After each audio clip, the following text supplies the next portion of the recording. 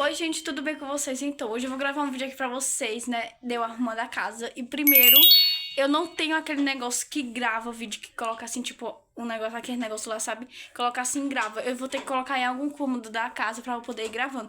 Mas eu vou gravar tudo direitinho aqui pra vocês e eu espero que vocês gostem, né, porque... No caso, né, a casa não tá bagunçada não, né? Eu não sei se tá completamente, mas só tem os quartos e o banheiro que eu vou ajeitar algumas coisas, né, gente? O armário também. E eu espero que vocês gostem, né? Um beijo.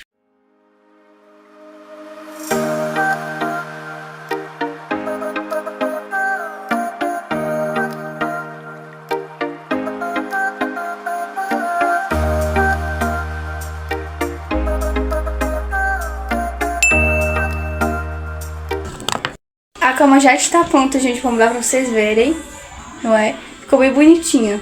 Então agora a gente vai pro... Não, é melhor ir pro outro quarto.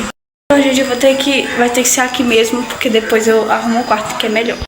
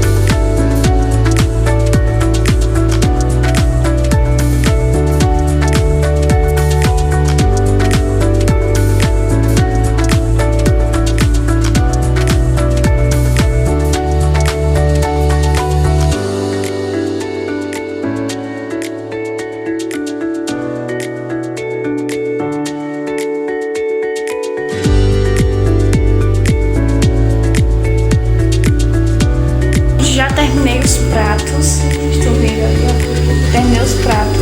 E não dá pra colocar os copos aqui, ó, porque eu já tinha lavado os pratos bem cedo. Aí eu coloquei eles aqui.